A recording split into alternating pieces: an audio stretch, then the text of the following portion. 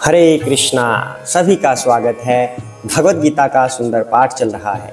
श्री कृष्ण हमें दिव्य ज्ञान दे रहे हैं, ऐसा ज्ञान, ऐसा अनमोल ज्ञान जो हम कहीं और मुश्किल ही प्राप्त कर सकते हैं। जो हमारी लाइफ में समस्याएं आती हैं, श्री कृष्ण उन सब का समाधान इसमें बताते हैं।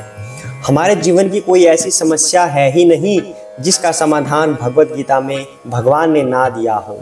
तो श्री कृष्ण अभी हाल ही में ये हमें बता रहे हैं कि हमें अपने मन को कंट्रोल में कैसे करना है। श्री कृष्ण कितनी बार ये कह चुके हैं कि हमें अपने मन को वश में करना चाहिए, इंद्रियों को वश में करना चाहिए। तो अर्जुन ने लास्ट में ये बोल दिया कि हे मेरे प्रभु, हे कृष्णा, मैं मन को वश में करूं तो कैसे करूं? मन तो पागल है, हठीला है, बलवान है, ये मेरे वश में नहीं है। मैं वायु को कंट्रोल में कर सकता हूँ, लेकिन मन को कंट्रोल करना मेरे वश में नहीं हो रहा। हे प्रभु, बताइए कैसे होगा? तो श्री कृष्ण ने बताया कि मन को कंट्रोल में दो तरीके से किया जा सकता है, एक नियमित अभ्यास के द्वारा और दूसरा विरक्ति के द्वारा। मतलब जो हमारे डूज होते हैं और डू नॉट्स होते हैं। क्या मतलब हुआ कि हमें कुछ नियमों पर चलना होगा कि हमें क्या करना चाहिए और क्या नहीं करना चाहिए, मतलब परहेज क्या हमें रखने चाहिए। इस तरह से डूज और डू नॉट्स को अगर हम फॉलो करते हैं तो मन को बिल्कुल आसानी से हम वश में कर सकते हैं, ऐसा श्री कृष्ण ने बताया। अब ये उत्तर जानने के बाद अर्जुन के मन में और सवाल आ गया। अब वो क्या आ गया हम आज जानेंगे। उससे पहले हम भगवान की वंदना कर लेते हैं और गुरु महाराज की वंदना करते हैं। हरे कृष्णा। ओम अज्ञानतिमिरान्धस्य ज्ञानाञ्जनशलाकया चक्षुरुन्मीलितं येन तस्मै श्रीगुरुवे नमः। श्रीकृष्ण चैतन्य प्रभु नित्यानंद श्री अद्वैत गदाधर श्रीवासादि गौरभक्तवृंदा।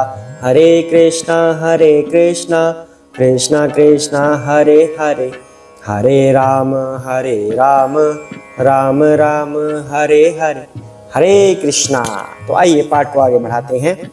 अर्जुन उवाच अयति श्रद्धया उपेतः योगाचलित मानसः अप्राप्य योग संसिद्धिं काम गतिं कृष्ण गच्छति। हरे कृष्णा। अर्जुन ने कहा, हे कृष्ण, उस असफल योगी की गति क्या है जो प्रारंभ में श्रद्धा पूर्वक आत्म साक्षात्कार की विधि ग्रहण करता है, किंतु बाद में भौतिकता के कारण उससे विचलित हो जाता है और योग सिद्धि को प्राप्त नहीं कर पाता। हरे कृष्णा। तो अब अर्जुन ने ये सवाल पूछा, ये हम लोगों के मन में भी आ रहा होगा। आपके घर से भी कोई ना कोई व्यक्ति भक्त बनने की कोशिश करता होगा या भक्त बना होगा। तब ऐसा सवाल आता है, अर्जुन कहते हैं कि अगर हम आपकी भक्ति में आगे बढ़ें तो कई बार ऐसा हो जाता है कि हमारा फॉल डाउन हो जाता है और हम भक्ति को कंटिन्यू नहीं कर पाते और हम भौतिकता के प्रभाव में आ जाते हैं, माया के प्रभाव में आ जाते हैं और उन्हीं नियमों का पालन करने लगते हैं जो मायावादियों के लिए होता है। एग्जाम्पल के लिए, हम बिल्कुल भक्ति में रत हैं, भक्ति कर रहे हैं, हमेशा भगवान का गुणगान करते हैं, उन्हीं की माला जाप करते हैं, हमने भौतिक चीज़ों को बिल्कुल छोड़ सा दिया है। तब करते करते करते अचानक पता नहीं क्या हो जाता है, कोई ऐसी चीज़ हमें दिख गई जिसकी तरफ हम अट्रैक्ट हो गए, मतलब भक्त अट्रैक्ट हो गया जिसकी तरफ, और वो अपनी भक्ति को छोड़ने लग गया और उस चीज़ की तरफ बढ़ने लग गया। अर्थात उसने अपना मार्ग बीच में रोक दिया। जो भक्ति का मार्ग आगे बढ़ता जा रहा था वो उस भौतिक वस्तु की वजह से, मतलब भौतिक मनुष्य भी हो सकता है, स्त्री पुरुष, या कुछ और चीज़ भी हो सकती है, कोई खाने की चीज़, कोई भोग लालसा वाली चीज़, कुछ भी देखकर उसके मन में ये आ गया कि मैं पता नहीं भक्ति को कंटिन्यू कर पाऊंगा या नहीं, मैं इससे अच्छा है कि भौतिकतावादी में फिर से आ जाऊं और आम जीवन जीने लगूं। इस तरह से भी हो जाता है। तो ये कई तरीके से होता है। या तो भक्त बनने के बाद ऐसा हो सकता है कि वो भौतिक चीज़ों के प्रति आसक्त हो जाए, या कुछ मन में विचार कर ले ऐसे कि पता नहीं मैं आगे भक्त बन पाऊंगा या नहीं बन पाऊंगा, या मैं इतनी ऊंचाइयों तक पहुंचूंगा या नहीं। उसका मार्ग डगमगा गया और वो फिर से भौतिकतावादी में आ गया, माया के प्रभाव से या किसी विचार की वजह से या किसी भी तरह से। वो भौतिक बन गया, फिर से भक्ति उसने छोड़ दी, या थोड़ी थोड़ी भक्ति कर रहा है, या बहुत अधिक भक्ति कर रहा है और भौतिक भी बन गया, या बिल्कुल भक्ति छोड़ दी भौतिक बन गया। कुछ भी संभव है, मात्रा कुछ भी हो सकती है। लेकिन अर्जुन यही कह रहे हैं कि योगी असफल हो गया, यानी कि भक्त असफल हो गया कि मैं भक्ति और नहीं कर पाऊंगा। और प्रारंभ में मैंने आत्म साक्षात्कार किया, मतलब भक्त ने आत्म साक्षात्कार किया, उस मार्ग पर चला, परंतु बाद में भौतिकता के कारण उससे विचलित हो गया और योग सिद्धि को प्राप्त नहीं हुआ। मतलब जो भक्त को जो मिलना चाहिए था वह नहीं मिल पाया, क्योंकि उसने भक्ति छोड़ दी। तब उसका क्या होगा? तो ये प्रश्न तो हमारे मन में भी आ सकता है। अब तो अर्जुन ने ये सवाल हमारे लिए ही पूछा है कि आखिर उसका होगा क्या। चलते चलते चलते भक्ति में फिर से बैक स्टेप ले लिया, आगे फिर से ये और क्वेश्चन कर रहे हैं। अब आगे क्या करते हैं ये, कच्चित् नो भय विभ्रष्टः छिन्न भ्रमेव नश्यति अप्रतिष्ठा महाबाहो विमूढ़ ब्रह्मणः पथि। हरे कृष्णा। हे महाबाहो कृष्ण, क्या ब्रह्म प्राप्ति के मार्ग से भ्रष्ट ऐसा व्यक्ति आध्यात्मिक तथा भौतिक दोनों ही सफलताओं से च्युत नहीं होता? सवाल कर रहे हैं कि होता है या नहीं। और छिन्न भिन्न बादल की भांति विनष्ट नहीं हो जाता, जिसके फलस्वरूप उसके लिए किसी लोक में कोई स्थान नहीं रहता। हरे कृष्णा। तो अब अर्जुन सवाल पूछ रहे हैं कि हे प्रभु, जो ऐसे ब्रह्म प्राप्ति के मार्ग से भ्रष्ट हो गया हो, तो क्या ऐसा व्यक्ति आध्यात्मिक और भौतिक दोनों ही चीजों से च्युत तो नहीं हो जाता? मतलब कर तो रहा था भक्ति, लेकिन छोड़कर फिर भौतिकवादी में आ गया। अब ना तो वो भक्ति कर पाया और ना वो ढंग से भोग कर पाया, और वो बीच में पिस गया। तो अर्जुन ये पूछ रहे हैं कि कहीं ऐसा तो नहीं कि ना वो कर पाया, ना ये कर पाया, ना भक्ति कर सका, ना भोग कर पाया, तो व्यक्ति के जन्म लेने का फिर फायदा ही क्या रहा कि सब चौपट हो गया। अर्जुन ऐसे पूछ रहे हैं कि क्या प्रभु ऐसा है कि पहले भक्ति कर रहा था और उससे भ्रष्ट होने की वजह से फिर भौतिकवादी में आ गया, तो अब दोनों से ही हाथ धोना पड़ा।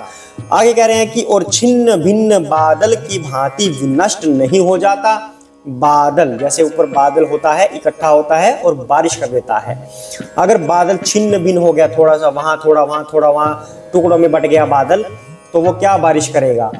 तो मतलब वो यूजलेस हो गया।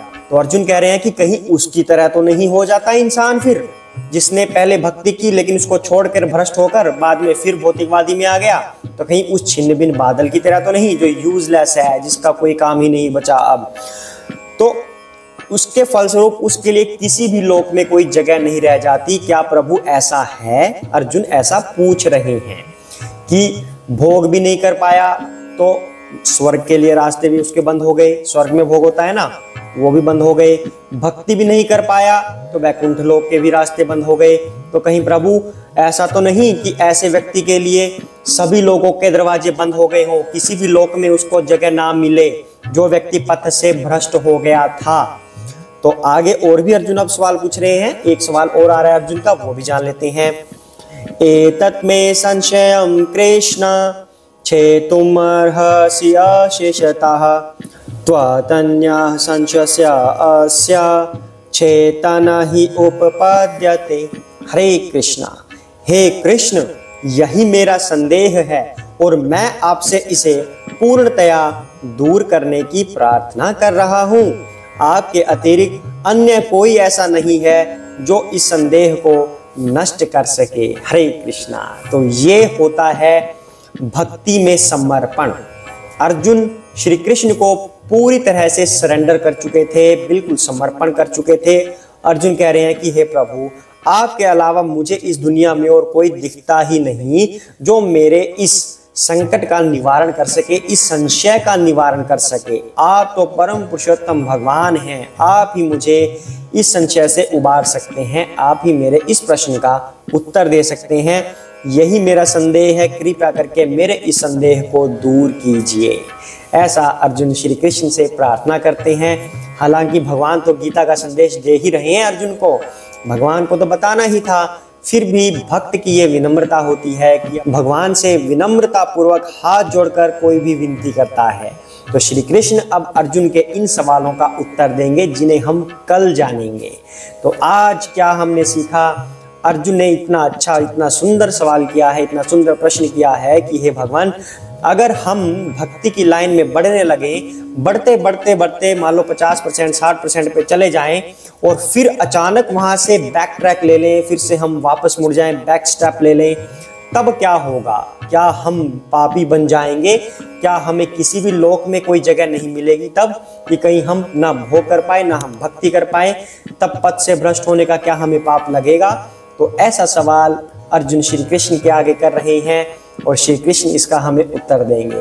तो इसके ऊपर हमें मंथन इस तरह से करना है कि हमें भक्ति को चूज करना है। अगर हम भक्ति के मार्ग में आगे बढ़ने लगे तो उसे श्री कृष्ण की कृपा समझनी चाहिए कि भगवान ने हमारे ऊपर कृपा की है कि हम भक्ति के लाइन में आगे बढ़ रहे हैं। तब हमें निरंतर आगे ही बढ़ता जाना है, पीछे नहीं हटना है। पीछे हटेंगे तो इस तरह के संशय हमारे माइंड में आने लगेंगे, जो जीवन भर हमारे दिमाग को खराब करते रहेंगे, हमारे मन में तनाव पैदा करते रहेंगे। तब हम ना ये कर पाएंगे, ना वो कर पाएंगे, मतलब ना भक्ति कर पाएंगे, ना हम ढंग से भोग कर पाएंगे। इसलिए हमें भक्ति में आगे बढ़ते जाना है। हरे कृष्णा। जय श्री कृष्ण चैतन्य प्रभु नित्यानंद, श्री अद्वैत गदाधर श्री वसादि गौर भक्तवृंदा। हरे कृष्ण कृष्ण कृष्ण हरे हरे, हरे राम राम राम हरे हरे। हरे कृष्णा।